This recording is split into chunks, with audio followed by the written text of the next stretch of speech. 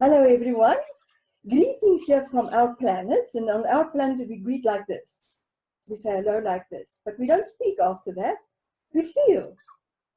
And we just feel, so hello Knut. Knut is joining us from Earth. Hello Knut. Hello, Hannelie. Great, so we sense Knut from where we are. So welcome Knut here to your world or mine. Show me yours, I'll show you mine. So here we have been, as you know, we are aliens and we're visiting Earth currently. So we're having interesting experiences here on Earth. And we're doing this with lots of humans from different, what you call ages. We don't have age on our planet. But we want to know more about your world today. That's why you are here with us. And we are really excited to hear about this world that you are experiencing, and also the one that you aspire to, because that's what humans do. We have a physical experience here, and then aspire to something maybe better or different, and that's what we want to hear about today. So, Knut, what is your world about? Tell us. Well, first of all, I have this deep sense, that something is going on now, and it's so fascinating to be a part of this, and I see it. Through the people I'm meeting, I sense it when I am in nature. I try to take it in every day now, just to be and to sense what is going on, because what is important for me is to look behind, the obvious. And that was an intuitive message I received a long time ago. Knut, remember, look beyond the obvious. Because I think that we look at each other and we communicate. But very, very often, it's like we are communicating on the surface. And because we don't see into the depths of our souls, then we don't really get in contact either. We are missing. It's like the iceberg. We communicate on the top, but the true connection is much, much deeper, and it's much huger, both in relation to nature, to the cosmos, even the universe, and not the least, of course, for each other. But we are very fascinated by what you just said, because we haven't heard lots of humans speak about that yet. They tell us all that other stuff. But I'm fascinated, but how do you actually now, you said you want to see beyond the surface. What does that mean? What does it really mean? Well, I think it's more about, and I know, we men, we are extremely good at using our minds.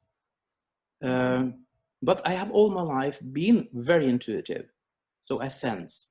And I think to communicate on this level is more on the energetic level. It is to sense the energies, is to understand the emotions, and also to read the energy. We read the energy. It's like when you say something, I can hear something beyond and behind what you say.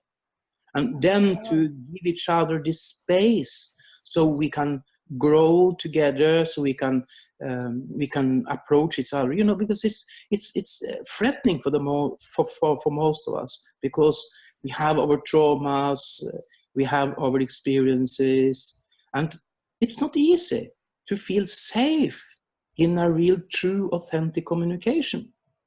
You mentioned something that some other humans mentioned too. This thing about being safe when they're with other people. So in your world, I'm really interested to know, in your world, the one that you're experiencing, because it's very clear to us that every human experiences a different reality, a different version of reality. That's wonderful. But I now want to know from you, this thing of people feeling safe with people, how do you facilitate that? How do you make that happen? What needs to be done to get that happening? Because we see lots of scattered people all over the world who don't really see eye to eye, and like you say, they haven't really developed this thing about the sensing you're speaking about on a deeper level. So what's possible? What is there in the world currently for people that they can come to, for example, or that they can join in, where they have this feeling of, we heard about tribes and all sorts of stuff like that, but this sounds a little bit deeper than that. So can you give us a little bit of idea what's possible there? Mm. Well, again, we need to talk about the energy. It's like, you know, it's like music. You can like classical or you can hate classical music, and you can like pop, and you can appreciate, you know, different. We appreciate different forms of music and culture and art and so on. And of course, when we are at a concert with like-minded, then we create something together, also as an audience. Whether we are the performers or we are the audience, we share something, and that is a sensing. It's this feeling of belonging. So then to find like-minded, for me, that is extremely important, because I've seen all my life that I've tried to share myself, my feelings, you know, and my visions. And when people don't receive it, then you feel rejected. Of course we do. So we start to be disappointed, and then we start to withdraw. We start to stop communicating on that level, because we have these experiences. So to find like-minded, for me, that is the key. And then the next question is, of course, okay, who do I know? Who are the like-minded? Who are my kindred spirits? And that is on the intuitive level. You need to experiment as well. And because we have our own references, you know, before we go into a relationship, then we often we take with us the same assumptions as from the past. So we very often we repeat the same patterns from the past. So to be together long enough, that is also for me, because I have been in relationships, you know, where not just romantic, I talk about all kinds of relationships and groups, where we explore each other, and then we come to the wall, you know, we feel like, it's no space for me here anymore. But then to stay there until we know that we have given each other what we can give and receive, then it's I think that is the way we create this more safe space. We embrace also the difficulties, what is not so easy to share. But then when we, and I allow myself to be so vulnerable that I can say, yes, I know about my shadow. Yes, I know about this. This is difficult for me. And we start to share from that point of view. Then I feel more and more, those people are my kindred spirits, because they allow me, they are safe enough to allow me also to express myself more and more naturally. So for me, this is the token of where we are in relationship to each other. First of all, that we give each other enough space to listen deeper and deeper and deeper. And then also then to accept that, no, not everyone is on the same frequency. So we allow ourselves to say, okay, yeah, I am looking for people who are responding to my needs, to my feelings, to my wishes, you know, and then to feel the joy of being together. So what is this frequency thing you speak about? Because I haven't heard any human speak about that yet. You know, even if you don't know if the quote is from Einstein or not, but it's referred to him, you know, that we regard, you know, that the intuitive mind and the rational mind, and that we have turned this upside down, that we now the rational mind is the master and the intuitive mind is the servant. But it should be the other way around. So when we explore our own intuition and our own inner voice, and we start to trust that, which we very often don't, then we explore and we develop a skill, because this is a skill. I think that is important also to stress. It's a skill to distinguish and to discern between my own, well, let's call this egos. I don't like that word, but the ego's approach to other people and my higher self's approach. So when I listen with my higher self, it's like, and in a way said, yes, Knut, this person, you will learn so much. And I can say, oh, my own ego say, but I don't like him or her, you know, or I don't feel safe here, or whatsoever. But then say, yeah, but you need this. And then we need to learn to listen to our inner voice and to this intuitive voice. And as I say again, I think we need to learn to develop that skill and competence. This is intuitive and emotional competence. It's definitely a skill that we understand from our experience here and from our perspective where we come from, is that it's not something that humans learn at school about or when they're little. It's something that's actually suppressed from what we hear. And a lot of humans have told me, specifically now with this whole your world or mine thing, is that, so that sometimes they have this voice inside, but they're not sure what it is. So they're like, is this now my inner voice? Because sometimes it's really negative and it's really like, it's self-sabotaging, you know, it's speaking cruel, it's cruel and it's critical and it's all judgmental. So how does a person know, a human know, that it's that inner voice you're speaking about? Because to me it feels different. Is there a simple way that you can share with us all from our planet and your planet about other ways of discerning this thing? Because you say it's a skill, but with us, our bodies tells us, you know, our bodies is like a radar thing. It immediately it has all these goodness and it tells us, wait, you know, hang on. But it's not that wounded parts that we will refer to, like my broken wing that's now speaking. Is that true? Well, again, you know, I have so many fun and bad experiences in my own journey learning this. So I think the most important advice is to share with a person you really trust, that will give you a trustful answer. We share, you know. I said, okay, this night I had a dream, you know. I'm not sure if I dare to tell you.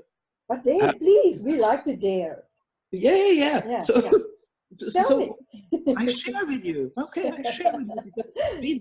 I had this impulse, you know, but I'm not sure. I'm not sure if I am crazy, because some of us, we have had these impulses, you know, and I have seen a lot of people, yes, they have been lost in this intuitive world because they don't trust themselves. And that is the paradox. Because they don't trust themselves, then they get lost. Because if we take the an inspiration and impulse, an intuitive impulse, that okay, yes, can you do this or do that? And said, and then I start to analyze it. And sometimes the mind blurs the intuitive inspiration. So we start to argue with ourselves, you know, and then all these other voices are coming in on the arena. And then we have a round table with a lot of inner voices telling this and that, and we are totally confused. So, but below that, there is like this calm stillness, the depth of the waters, and we can, when we're listening to that, and we said, okay, do I feel safe? Is this practical? Can I get support for it? Can I share it with some others so I can get a response from the right person? Because if you share, and this is, you know, for entrepreneurs especially, you know, we all have this experience that don't share your vision with people you don't really trust can give you the right answer, because the environments, they often advise us to do things they think is best for you. And the intuitive inspiration is very, very often much on a deeper level, because it wants us to be daring, to be courageous, to go out there, you know, to explore. But the traditional environment, they don't want that because it's threatening. So I think this is a mix of trust yourself, really trust yourself, and to experiment, because we need to be so courageous that, yes, I failed. I have failed a lot of times, but now I feel also more and more sure, okay, whatsoever happens, I see, yeah, I stand for it. I stand for it. But you know, I'm really also curious now about who do you know who to trust? You said like you have to, it's like, am I correct in saying it's like a soundboard? Use somebody like a soundboard to that what are they experiencing when you share whatever it is with them, like that dream you were speaking about, that you don't want to share with me, obviously, but it's okay, and with us. But how do you know who to trust? Because we've heard many, many gruesome stories of people with hidden agendas. So they put up this mask, Mm-hmm. and that they want you to believe that you can trust them. And then, but they've got an ulterior motive. So how do you make these choices? It seems like humans have lots of free will and choices and decisions to make about stuff like that. Of course, this is also about experience, of course, you know, that you somehow you recognize people. And what is important in my search for the right people is that I both have this intuitive feeling that, okay, I can trust you, you know, whatsoever kind of person it is. But I feel that in that situation, in that context, so of course, when we are on the practical level, if you are in a crisis and I said, okay, now you really need to change here, or you need to take another direction or whatsoever, or you are in a relationship that is not good for you, what do I do? Then, of course, you don't ask persons who you already know haven't that experience.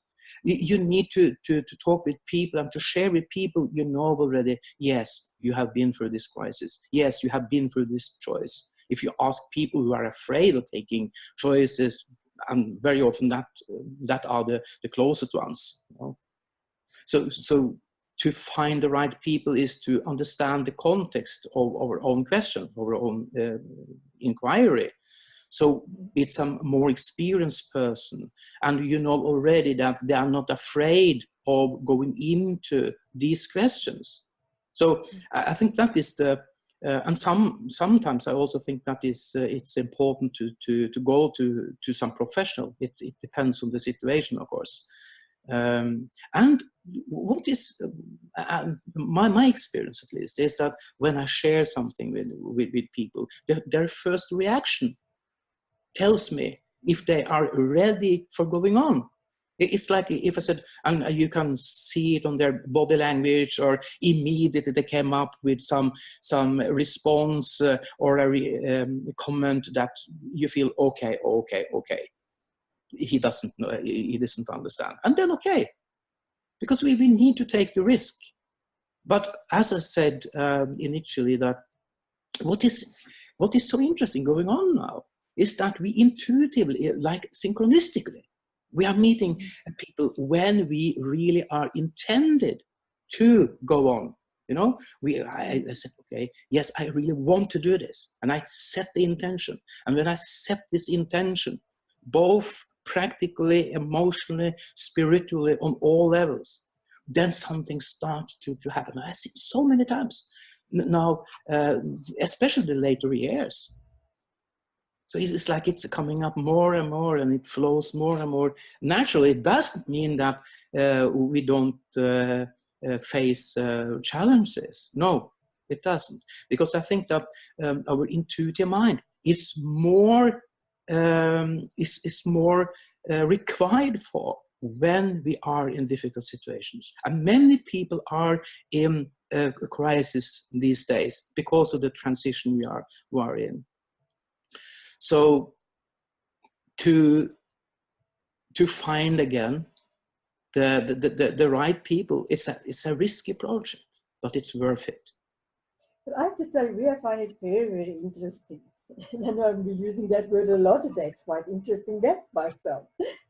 But what we really find interesting is you speaking about finding others, seeking others. Mm. Now in our world, let me tell you a little bit about our world.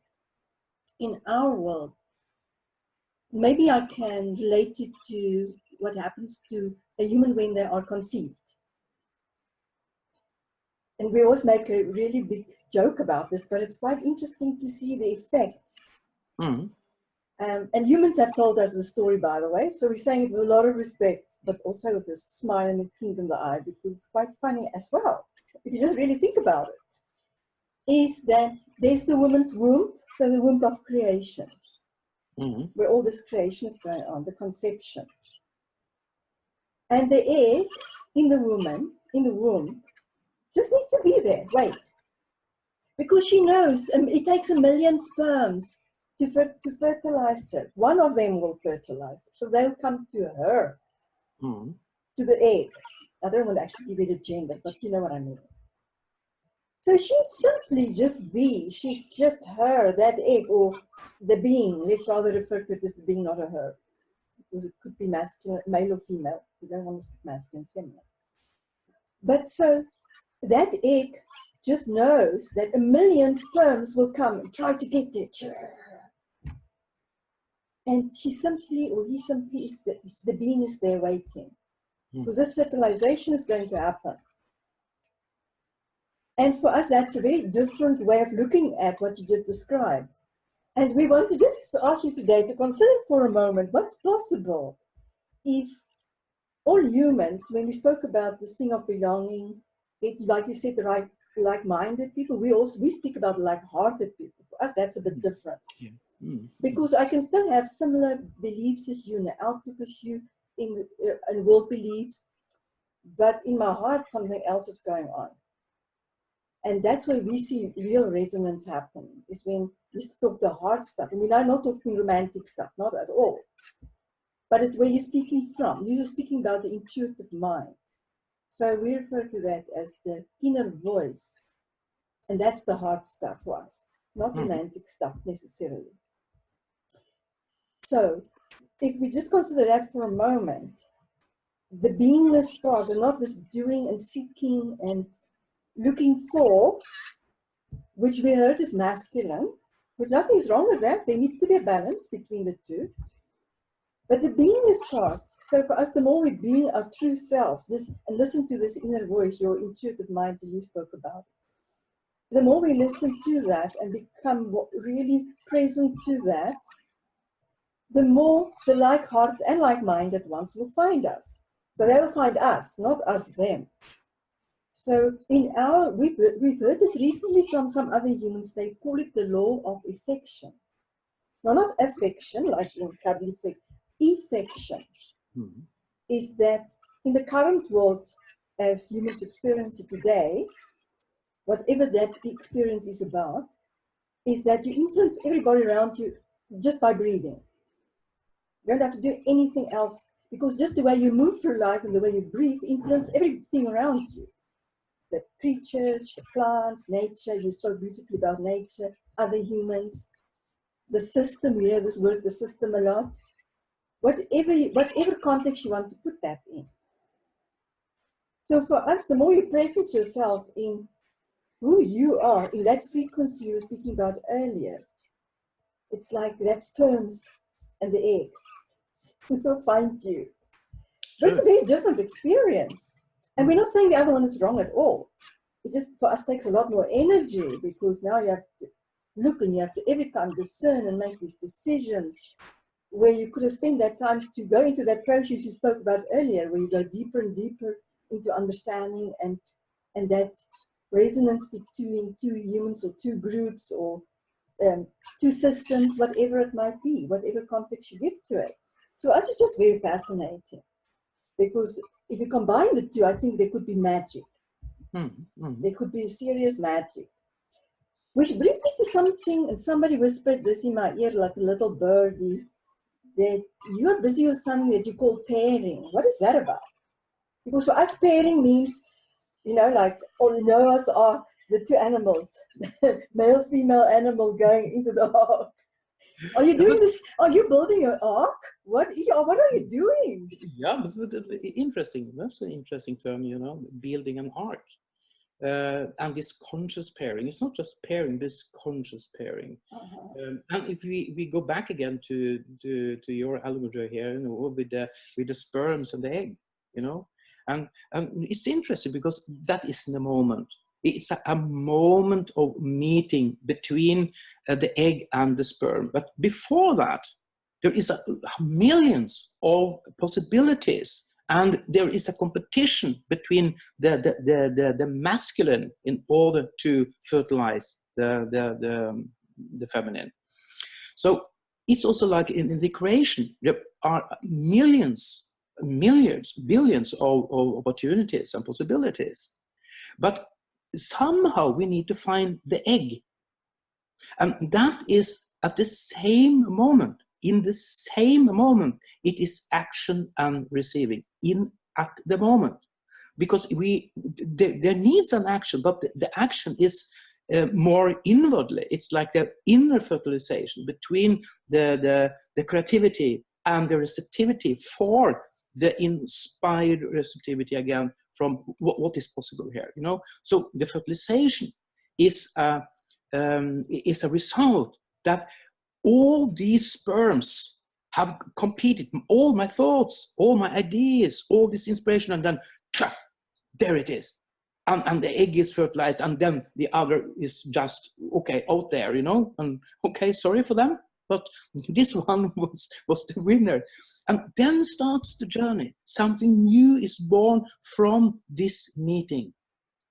And because we don't know, we have to compete. We need also to be willing to say, okay, of all these ideas and thoughts and impulses, we need to explore them until we know, okay, this is my child, this is my vocation, this is my relationship, this is my group.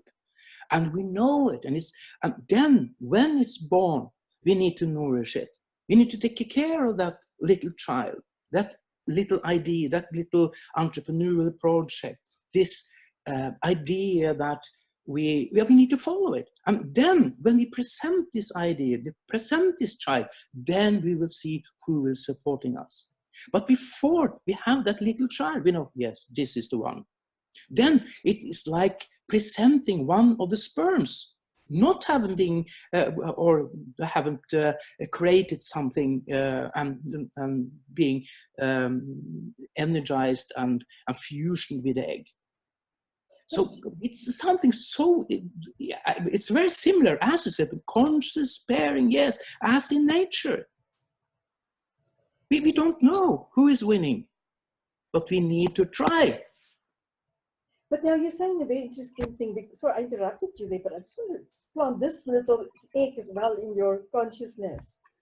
Because it's fascinating for us on my planet as well, that from what we learned about and from our understanding, and it might be just limited, so forgive us, is that once that egg is fertilized by the sperm,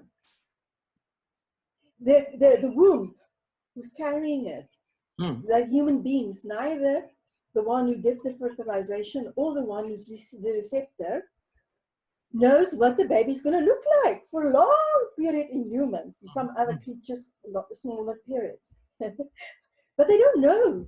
They just know they need to be carrying this, like you said, the baby.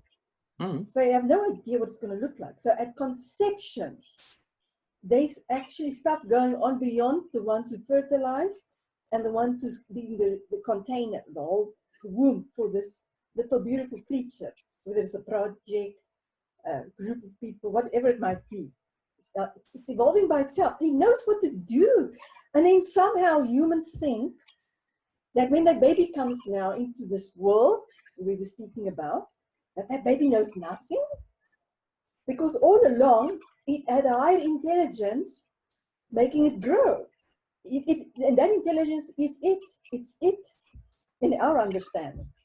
But then somehow humans decide at some stage that this little creature, baby, does not know anything. And it must be the ones who actually carried it that must now tell it what to do and what the world is about.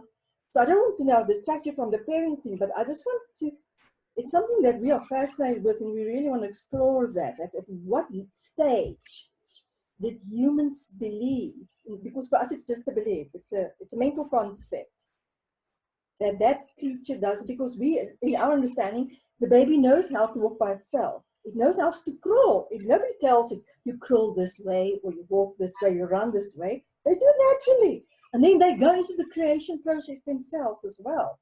They're very receptive when they come out. And then they become creative by themselves. Yes, there's guidance along the way, but and then suddenly, obviously, something happens, but let's not go into that today. That would take us hours to go through. Because I'm really curious about the pairing thing, but for us it's fascinating because I think it links to the pairing thing. This creative energy you're talking about and the receptivity part. Because for us, these two it's in the pairing thing for us, it just makes sense. It's not even logical sense. So sorry that I interrupted you there, but we're curious about that part because I think there's a link there. Yeah, I think it's so. But again, you see, when we talk about the male, female, feminine, masculine, whatsoever, you know, yin yang, you know, these opposite forces. On the one side, when we talk about that little child, the child consciously doesn't know, but on the higher level, it knows, because it's embedded in the genes. You know, even if, because it is embedded, in our genes, we don't need to think consciously about what is going to happen, but we know that it will go to happen. You know? So that is the universal laws. It's cosmic laws. It's embedded in us. So we don't, even if the child doesn't know, and we as parents, we don't know how the child will grow up and what he or she will look like and so on. We know that it will be a human child. You don't born a tractor.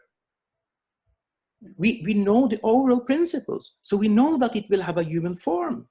And the human form is there. So there is this meeting and encounter between what is in our genes, what is embedded from the cosmic laws and principles, and they are there whatsoever. We can't go to bed with each other and then say, now I want to design, because I need a pet, I need a cat. You know, it will not happen, or at least not in our time. So we give birth to a child, and the child has its own human forms, and then starts the journey. They start a journey, and we don't know what will come up, and we are given billions again of opportunities, what to choose or not to choose, to what kind of people we will meet, and so on and so on. And on the spiritual level, of course, we at least one theory, you know, and one understanding is that our souls have already decided where to grow up. It's like the soul is choosing the environment to grow up, and that we are here in order for something specific. But we don't know really how it will turn out, but it is still embedded there as the human form. The purpose is embedded also there. But how we use that purpose, if we fulfill it or not, okay, that is what we eventually could call the free will.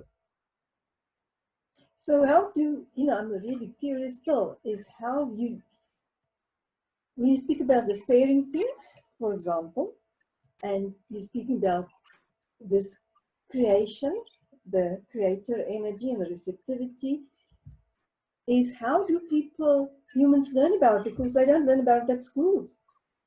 They don't learn about these two different, the different energies, yin yang, whatever you want to call them, and how they work together. And how do they then get together with others where that type of energies flow more fluently? And yes, like you said, there's stuff happening. We don't like to refer to challenges, but there's dilemmas happening. But where do people go to? Is there any place that people can go to these days where they can actually experience this pairing thing, where they can discover these creative parts of themselves? Because it seems to us, and purely from our perspective, that there's not a lot of places on earth currently where humans can go to actually explore that, to activate it, and to stimulate it moreover, and give it time to play out, because it's a process, like you say, it's a journey. So is there such place on earth where people can go to? Well, I think you are describing paradise now, because most of us, we haven't had that environment. And maybe this is also a paradox, but I believe that we are here in order to create that environment you describe now. That is the paradise, if you use that term, you know. But on the other hand, we are born into a culture with social codes of how we should behave. So there's a clash. So it's like we come here with a purpose to create that kind of space, but on the practical, pragmatic level in our world, those conditions are not present. So we need to create it. So it's like the creativity we should use our creativity to create that kind of space. Instead, we are taught to be aligned with the social codes already there. That's why we see this gap today, because more and more people, we feel that, yeah, but where is this, the other, you know, because on the simplest level, we talk about the same. It's like the pairing. If I really find my woman, you find your partner, you find you know, the best parents to teach you these things, you know. And it's just like on all levels, it is to pair the best together. And if you don't have that pair, it creates a tension. And some of us, we have experienced a terrific tension. But that tension is also necessary for creating something, to rise the consciousness. It's okay, because people who are born into an environment they are satisfied with, they won't fight for something else either, because I am really thriving. But most people on this earth, they don't have it. They struggle and struggle and struggle.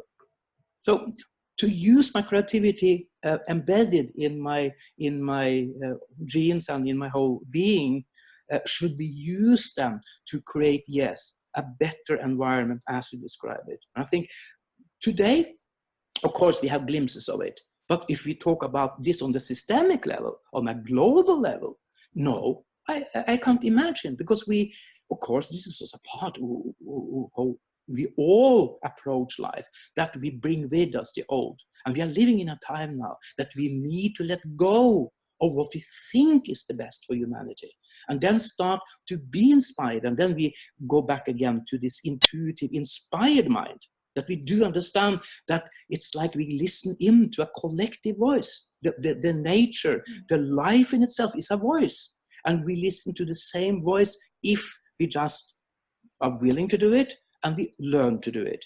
It's like when we listen into that voice, it's like the father and mother in a family. It's the same voice for all the children, but every children has their own perception of what they say, and they adapt it in their own unique way. But it's the same voice. It comes from from the same source, and when we listen to that source inwardly, because we all carry that inwardly, then we start to co-create. But before we do that, we just preserve the old. We don't bring something new. So do you have a group of such people, humans who's like-minded in the way you described it, who's exploring this thing that you are talking about? Yes, I have, but it's also right to say that, why God, I have struggled for so many years, because I tried to convince my environment, you know, the closest ones and so on, you know, because I have always been a visionary and very intuitive. So when we meet resistance or misunderstanding from our closest environment, then we start to withdraw. And that is the danger. Also for children, you know, they are creative and natural from the very beginning. So if we created that environment for them so they could grow up in a free environment and they really completed their own uniqueness, then the world will look otherwise, that's for sure. But when we come back again to who we can share with us, yes, more and more. And I think that there is an awakening going on too. So when we talk about these things now, more and more people do understand that, yes, there is something wrong with the old. We need to create something new. And when we start there, that is the little child today, you know, on the global level. It's a global baby. It's a new global baby coming out. And that is this new consciousness. It's an awareness of what can be if we just collaborate and do that together with like-minded people. So yes, I start to find those people, but it's not easy. Also because, you know, we all are individuals, and especially people who are exploring this journey. They are often individualists. They often have deep traumas. That's why they started on that journey from the beginning, you know. So then to meet people who share some of the same thoughts, and the feelings, and we start to share, of course, because of our own references and experiences.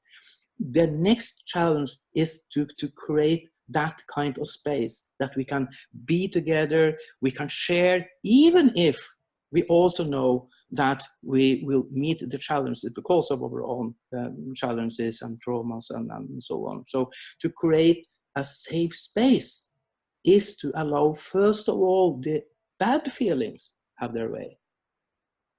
So do you have experience of a place like that, a physical place on earth where people can go to? Well, you know that I have found at least my place in Italy, and I think that if we talk about this place, you know, it's like the soul again. I'm coming back to that. It's like the soul knows. I can come to a new place, you know, wheresoever in the world, and say, have I been here before? I feel so at home here. And for me, it was like coming to Italy it was like coming home, and I have known that for so many years. But it's also true then that these places for the soul, they are caused different for different people. So to find the right environment is also to find the right physical place. And for me, that physical place is close to nature. For me, it's about beauty. It's about, I call it myself, you know, pure life, pure beauty. That is my appeal. Pure life, pure beauty. And really to try to align both the physical, the material, the immaterial, you know, all aspects of human life coming together. And that is about, okay, where do I belong? Where do I feel at home? Mm-hmm. So is my understanding correct then that humans could have potentially many places like that on earth, because different things will feel resonant, the word we use here, to different people. So it's like, you know, it's like I've seen these ant homes, where these big ant homes all over the place. So there could be lots and lots. But you've said you found yours. So how did you know? You said it was your soul knew. But what's so special about this place? Do you mind telling us? Well, the story is also then that I have been searching for that for many years. I knew intuitively from my 20s that I one day would operate from a center or a place in Italy. So there have been a long journey before I found it. And then again, it's the feeling of being at home. So I have been several places as well. I have been traveling all over Italy in order to find my place. And because I am inspired by the first Renaissance, it was natural to find a place in areas of Florence, Siena, you know, Tuscany, in the cradle of the first Renaissance. So I knew that as well. So I searched for places in that region. But I think what you mentioned now is so interesting, because for me it seems more and more obvious that we also need to create physical, like villages of like-minded, you know, and because we live in a global world where we are more and more used to travel, I think it's more easy for people to say, yeah, I want to be where things are happening for me, you know. I want to take care in what is going on, both on my own personal level, but is also related to the world and what I'm here in order to do in this world. And then we need to meet each other. You know, we need to again to come back again to the conscious pairing. It starts there. That I say, okay, I go to Italy because I know that is my place, you know. And then other people, they will be attracted to that place because they have the same vision, they have the same feelings. Ah, you have found this wonderful place. Wow, I want really to be here with you. And then, of course, it's more question also, what kind of place do we talk about? This is a private house or whatsoever. For me, it has been extremely important to create a place where people can come together, that more people can come together, eventually also live together. And that is an organic process, of course, because we need to, you know, we are different people, and we need to explore it and experiment with different ways of living together and so on. And that is also on the practical level. And all over the world, you know, people now, they search together because of also the world situation. So is it correct if I've been sorry if I say that the place is the egg and the people is the sperms coming there? Yes, yes. And that is how I have seen it. And then I will tell you the vision I have, because that was a part of my own journey. I don't remember if it was a dream. No, I think it was a visualization. I meditated. And then I saw the whole earth, and I saw this gray mass of people suppressing, and they felt helpless, and it was an ignorance there. It was, they felt stuck. And then I felt this extremely deep pain and suffering. And I saw one person rise up from that gray mass, because he had tried everything in order to adapt to that situation, to that environment, but he couldn't any longer. So he rose up, and then he started to walk without knowing anything. And now people are talking about the unknowns, and that was exactly the feeling I had. And then I was, okay, maybe that is me, you know, that was the first. But then I got up in the bird's eye, so I saw the whole earth from above. And then I saw that individuals all over the world, they had the same feeling. Because they had to leave, because they had tried everything in order to fit in, but they didn't. So it was like a rise up all over, but no one, they knew about the others. So when I saw this, we started all over the world to walk into this unknown unknowns. And then the first one met another. And to his and her big surprise, we shared the same feeling. And we said, wow, have you also experienced this? And then it was a mass movement, more and more. And they moved together to the same point, but they didn't see that. It was like an inner direction. It was like an inner GPS. And then when they come to the central point, they all were empowered. And then they could go back. It was not like a clique or, you know, elite or a cult. It was more like a power place. So when we talk about the physical places, I think that is what is happening. We create physical places, and we work also virtual and on all levels, but we come together, and then we energize each other, we inspire each other, because we have had the same feelings and backgrounds. So that is also a part of this conscious pairing. And we start to see, okay, who of these people I have met now on this journey, who are I'm here in order to collaborate on a more practical level. And that's the next step. First, we need to find each other. Then we need to create physical places and virtual platforms and so on, so we can communicate. And then we can start, okay, what is the next concrete step? So when you talk about Italy, so that you have some gatherings like that in Italy, and when is the next one? In October, yes, we have had. And, you know, this is interesting, you know, also from the perspective of how we organically grow into these small, flexible teams and communities. And first it started individuals, they found each other, and we come to such places. Because we have this inner sense, even if we don't know, as you said initially, you know, the little child, because this is the little child in us coming together. We said, okay, I want to play with you.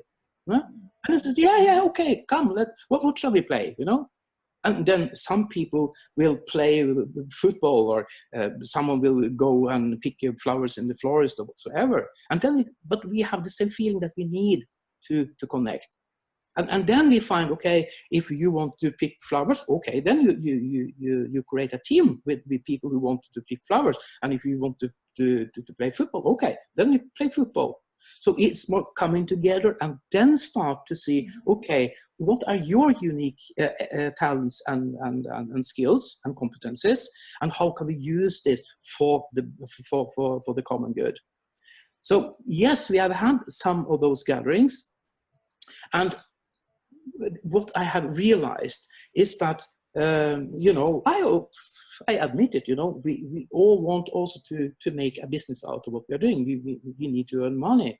And then it's also easy to invite people on a level where we just want to have a gathering or an event. It's like an activity. But what we see now is different from the old way of organizing things. We are not creating something new, as I was told intuitively. You are not creating a new organization. You are organizing what is already there. So it's more about relationships, connecting individuals, and then we see what happens from scratch. First of all, the right people together. So that's why I also see that when we now, in October, we'll have two gatherings there, it's to invite people who really feel that, yes, I want to be a part of this. It's not like some come there, I have organized a lot of conferences and earth too, but then they are providers, they come there and then they leave. But this is different because this is a deeper connecting. It should be, at least. And I see that even that some people, they understood that, okay, I'm not on that level. And that's okay. Because it's a part of how we learn to discern, are people there or are they there? Where are they in their journey? And still, we are on the same journey. It's more to learn on what level the different people are. So when we come together, it's more as co-creators. We can have a topic, we can have an issue, and that is important too, because then it's like a starting point, that's the sperm.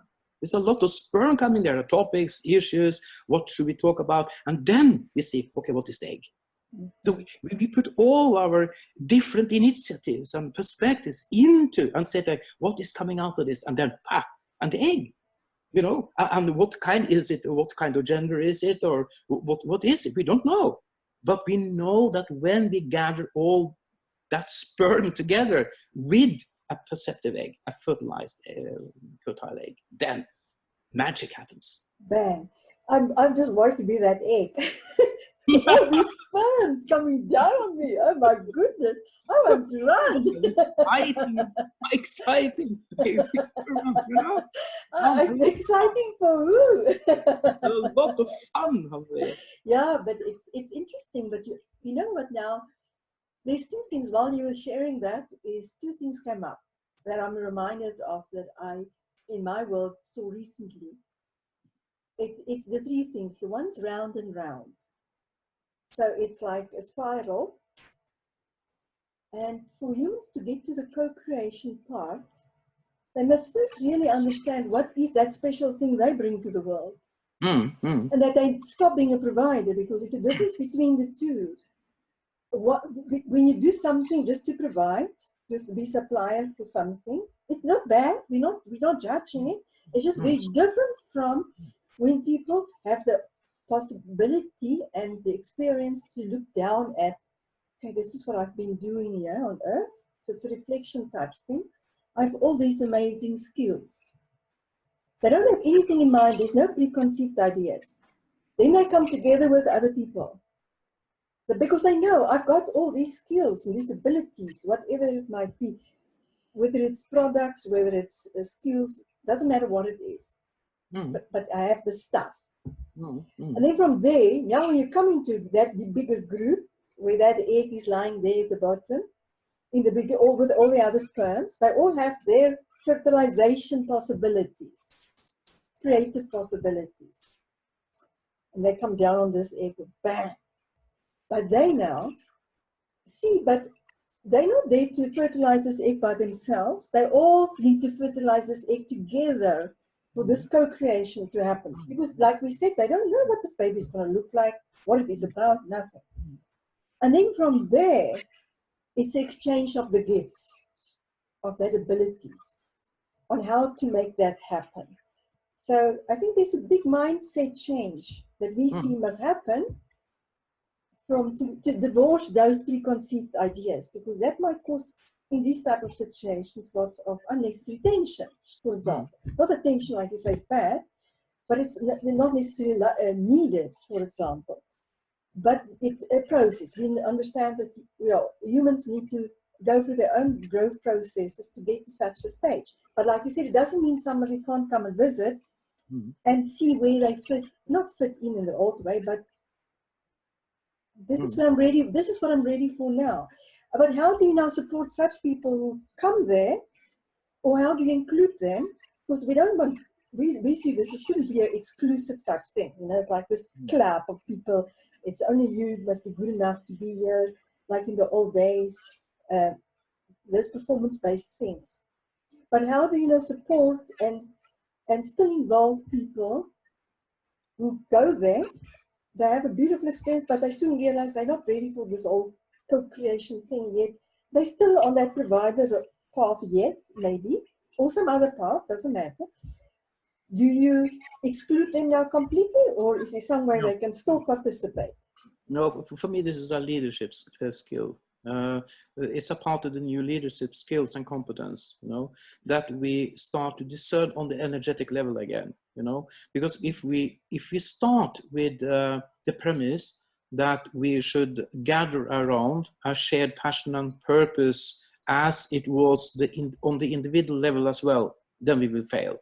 The point here is to listen into the collective voice on this, now we are talking much more of downloading in even the Akashic records, and the divine and so on. So for me, that is to listen into the source, and that will give us the direction. And we all need to listen into that. But before we really know our own unique skills and competences, and most of us we are not, even if we have struggled with this years and years and years, because we haven't had the environment, we haven't had the guides to give us that teaching. So we still are struggling as humanity and individuals to find our unique voice. Because if we come together and we use the same with the sperms and the egg, then it's like it's bad. It's not fertilized sperm. We come together because we think we are this or that. But if we think we are this and that, we can't fulfill the source intention with us. It's like we are on a sideway, on a side track. The sperm comes together, but they can't fertilize the egg. Because we don't complete the intention, the overall intention in the collective. And we don't do that because we don't complete our own personal individual skills and competence. So this is a part of how we now learn, because we are all in the learning process here now, that we start to see it, okay, give space. And we need really, and we have seen that, that we need to give each other the space to walk our own journey, to have our own experiences. And when we are independent creators, then we can start co-creation, because that is the intercourse. That is the true intercourse, when we really create something together that is a child that is not split up in a lot of heads. It's like because we all put our own individual perspectives into one, then we will create something, a monster. And that is exactly what we have been doing. So we create crowds or groups of people who are coming together. They are like this multi-headed monster, because we don't really listen in to the common source. So our voices are more our own voices on an egoistic level. It's not our own unique voices from our highest selves, and that takes time. And if we don't understand that, then we will push it. We will try to push it through and start to create a collaboration, so on, that is not ripe for it yet. So I totally agree with you. Yes, this is so important. But then again, not to exclude, but to be so tough as leaders that we said, yes, I feel that, okay, now I am here and you are there, and after this time, we need to find a solution, practical solution for how do we go on together. But maybe to go on together is that you do this and I do that, until we again have this interface together. And I've So, seen that many times. yeah, so for me, what comes up now when you speak about that is then there's a level of honesty that's not connected to an emotion, to any emotion or judgment. To just be honest with the other sperms, and to have that ability to say, I'm not ready for this yet, but somehow keep me up to date what's happening there. Invite me for future events, for future online events, for future physical events, and keep me up to date what's happening there. I'll myself look, but it's up to the individual then to reach back into the bigger group when they feel ready. So it's not that the leader now needs to, and when you say leader, for us that's a very interesting concept, to now have to run after this person to make sure, are you there? Nurture them along the way. But also to have that openness, you're always welcome. Am I correct in saying that? Yes, because this is the organic growth. And again, if you look in now to the ecosystem and the ecology, and of course this is a very old image of the body, that we all are limbs on the same body. We are parts of the same. And if we do understand that and take that seriously, then we know that the first step we have to do is really in the global universal body. Then we say that the first step is, of course, not to try to be another than I am. So when I really know where I fit in, then it will start to flow as well, because that depends on the context. And that is also part of this. What is the context? And what is the level in a project where I can participate with my unique voice? And then this is the self-organizing, this is the ecology, this is the natural way of relating to each other, because I follow my vocation. It's not just about my unique skills and competencies. It is when I listen to my inner voice, to the source, the same source we all share. Then the source will say, okay, Knut, now you need to go to Italy, or now you go to Norway, because I'm in Norway now, that's a practical thing, or go to Bulgaria or whatsoever, because I flow with my vocation, and I bring with me my unique voice. That's the difference. But that's the next step. First, I need to find my unique voice, and then I need to follow this flow, and then we can use our unique voice and talents in very different contexts according to our inner vocation. But to be in that flow is also a competence and a skill. And we need really to have the gut and self-assurance in order to do that. So as you now describe it, yes, it is not to exclude anyone, but it is to discern. Because if we try to get something together that is not right, what will happen then? We will exclude not that person, but that person who should be there. So when we realize that we have been together for a certain period, or in a process, and I said, okay, now I need to do this because I feel the calling to do that. And then I said, okay, but then it's a vacuum here, it's a gap. Because I need a person here, or I need some financing whatsoever in this context, in my context, through my vision, my vocation.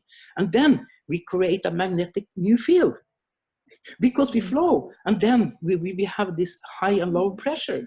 So we fill it up. And I've seen it now more and more, that when one person said, okay, I need to do this now.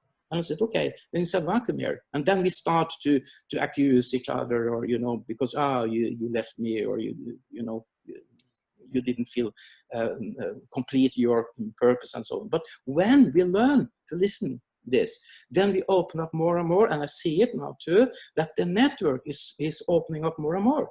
People come in, and they come into different times. They come in with different competencies and advice and so on. So I rely more and more. I said, okay, yes, my purpose, my task is to follow my vocation to be the vision bearer, and I know I am the vision bearer. So that is my purpose. And then I say, okay, what happens when I share what I see? What do others react? And I try at least to adapt what other people say to me, and advise me to. And I I ask myself, okay, is this in accordance with my own recognition, my own experience of this? And the more self-confident we are, the more we also are able to distinguish between a bad advice and a good advice, or what is the best thing to do for us all. So do you have, if you can give me one word to describe that world that you were sharing with us today, what would that word be?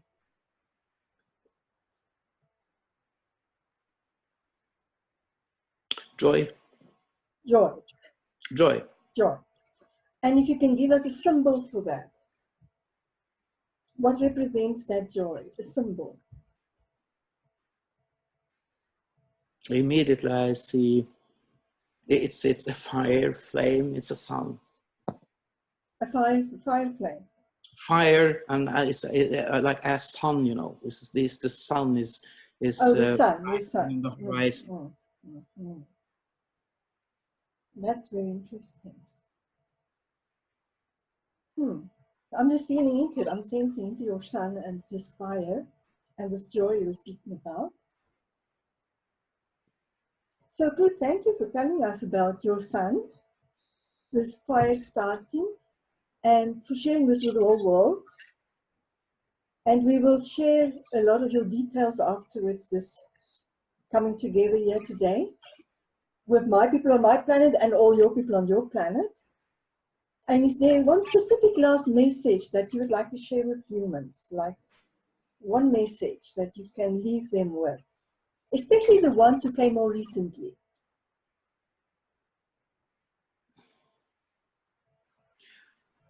I think it is we live in a time now. We really need to encourage each other, to empower each other. So many people have lost their faith in themselves and that we can do a real change in the world. But we need to do, and more than change, it's a transformation. So we are in a transformational age. So, and in this transformation, we need to collaborate and to co-create. So the message is, find another person that you really trust and you really want to work and live with, you know, on all levels. Start to find your like-minded people so you get the support and empowerment you really need in order to fulfill your dreams, your joy. Also, again, I'm just sensing into it because I need to reflect it back to my people. They act on senses. And they also feel joy when they have that type of understanding that can happen. So it's giving them hope. And also the ones who came more recently, they need that type of aspiration and knowing that can be possible. So Knut, thank you very much for joining us today to share about your world. And it's always fascinating how when my people and myself, when we come from our planet here, is that in the end, all humans want the same. Sure. Just different ways of expression and ways that it wants to happen for them, and that they will feel that it's for them, true for them themselves. So thank you very much for joining us and sharing your version of your reality and what's possible and what you're busy with, and also your wisdom today. And we just bless and wish you very well on this journey forward. And my planet will always look with long, big smiles and wave from up there. And again, we say thank you and we say goodbye.